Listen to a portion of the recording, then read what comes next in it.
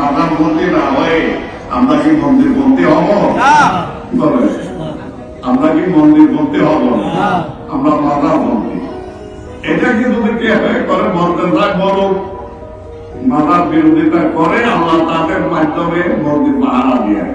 মাতারও যখন যাইতে ভালো না সিঁড়ি পেটা তাহলে মন্দিরে থাকো, ঠিক কি না?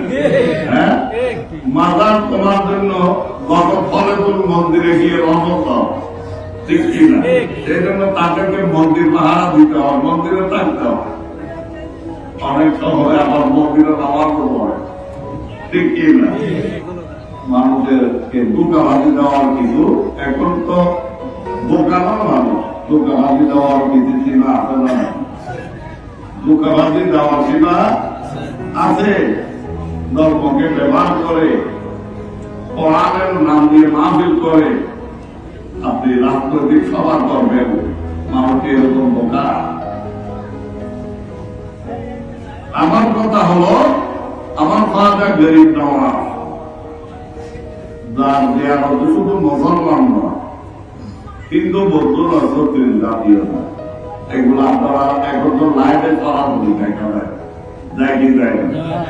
কিন্তু মুসলমান নামে কিছু মুসলমান খারাপই, যারা আল্লাহ ওলিদের প্রতিকার করে, আল্লাহ ওলিদের মাতার দেয়ালকে সোজা বলে, সোজার দেয়াল পার্থক্য করতে জানে না, এরকম অজ্ঞ আছে না নাই? অজ্ঞতার কারণে তো আজকে আমার রঘুকে যার যেরকম ইচ্ছা সেরকম ব্যবহার করতেছে, ঠিক কি না? রঘুকে কাউ ভয় বলা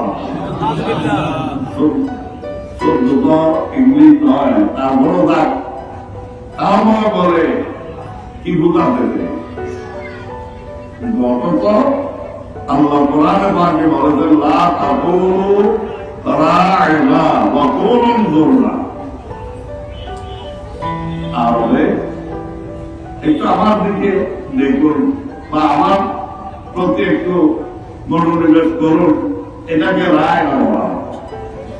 কিন্তু কাফেররা তখন সাহাবায়ে কেরাম নবীর কাছ থেকে কিছু জানার জন্য রায় না বলতেন, এটা এরা অপব্যাখ্যা অনুবাদ উল্টা করতেন। কারণ রায় শব্দের আরেক রায় শব্দের অর্থ রাখাল আছে। তারা আমার নবীর শান আজমত মানকে কাবু করার জন্য তারা বলতো নবীকে কি বলা হচ্ছে, তখন আমার আল্লাহ বললেন, এই সাহাবায়ে কেরাম ঈমানদারগণ, তোমরা রায় না বলি, যদিও তোমরা এক অপরের মধ্যে বলো এটা আমার রসুলের শানে হবে না, বরং রসুলের পাককে বলো জোর না, ইয়া রাসূলুল্লাহ আমার দিকে একটু নজর করো। তাহলে যেখানে নবী নিষেধ করেছেন কন্যা লা তারফাউ আসওয়াতাকুম ফাওকা নবী ফাওকান সাওতিন নবী, এই আয়াতের মধ্যে আল্লাহ রাব্বুল আলামিন নবীর দরবারে রাসূল শিক্ষা দিয়ে বলেছেন এমন ভাবে তোমরা আওয়াজ করবে যাতে নবীর আওয়াজের চাইতে তোমাদের আওয়াজ বড়। সে আয়াতও বলেছেন আল্লাহ তোমরা এক অপরকে যেভাবে ডাকো, সম্বোধন করো, যে শব্দ প্রয়োগ করো, এগুলো আমার রসুলের বেলায় করো, রসুলের বেলায় হবে না। আজকে রসুলের বউ বলা হচ্ছে মানবীদের বলা হচ্ছে আল্লাহ বলেছেন যে প্রতিটার মাধ্যমে আমি তোমাকে কি দলিল করি নেই, বড় করে বলবো আমি কোথায় আল্লাহ প্রতিটার নাম দিয়ে কথা বলবো। নিজের বাবার বউকে যেমন বাবার বউ বলা যাবে না, মা বলতে হয়, ঠিক কি না?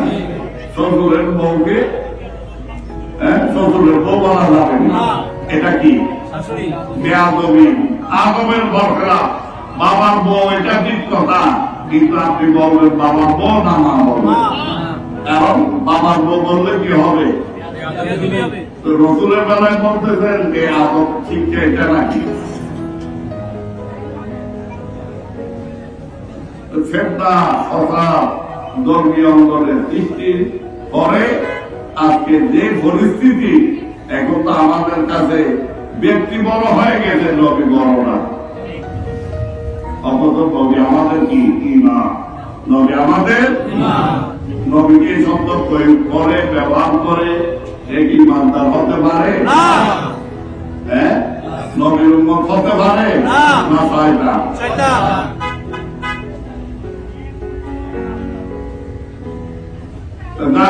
আমি যেটা বলছি, আল্লাহ রসুলের সামনে মানে আজমতের উপর আঘাত করে অনেক রাজ্যে অস্বীকার করে এদেশে ইসলাম কখনো প্রতিষ্ঠা করা যাবে না। কারণ ইসলাম এটা এরোপ্লেনে আসে নাই, ইসলাম এটা আমাদের বার্তা দ্বারা আনে নাই, ইসলাম এসেছে অনেক কেরামের। তাই এই চাঁদের প্রথম ভাগে যাকে স্মরণ করতে হয়, ইনি আমার ফাজার গরিবে নামাজ, এটা ইমানের দাম। সাথে সাথে মধ্যভাগে যার স্মরণ রয়েছে তিনি নবীর আরেক আওলাদ, যার কোনে বাঘের বিনিময়ে এদেশে নবীর মিলাদ, নবীর দেয়ান, নবীর সালাম, নবীর আহমদ তথা সুন্নিয়ত প্রতিষ্ঠিত হয়েছে।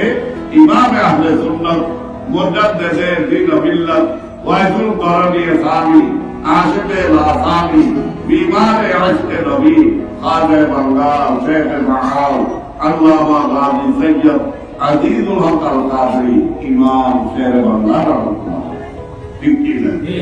হ্যাঁ, সুন্নি দাবিদার বলতে শের বাংলার কাছে ঋণী, তারা নিজেকে সুন্নি মুসলমান দাবি করে, তারা তার কাছে ঋণী। এই বাংলার জমিনের সুন্নি মুসলমান ইমাম শের বাংলার কাছে ঋণী। যার অরণ্য এই গ্রামের মধ্যভাগে 12ই রজব দাওয়াতের বাদ হাটহাজারী দরবার শরীফে আগামী 13 জানুয়ারি 12ই রজব চেষ্টা করবেন অন্তত সুন্নি হিসাবে হাজিরি দিয়ে তার কৃতজ্ঞতা প্রকাশ করার, তার কাছে শুকরিয়া জানাবার।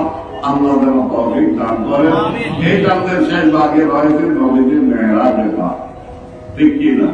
যে মেহরাজ শরীফের মাধ্যমে আমরা নামাজ পড়ি, আমাদের জন্য নবী এনেছেন মেহরাজ হিসাবে কি নামাজ, তথা বেহেশতের চাবি, তথা বেহেশতের চাবি, জান্নাতের চাবি।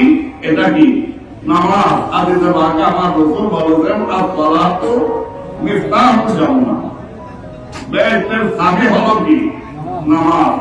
আর নবীর মেহরাজ যদিও নামকানে আল্লাহ সান্নিধ্যে, যেখানে নবী বলেন নাই, আমাদের জন্য মেহরাজ স্বরূপ নিয়ে এসেছেন জমিনে নামাজের মাধ্যমে।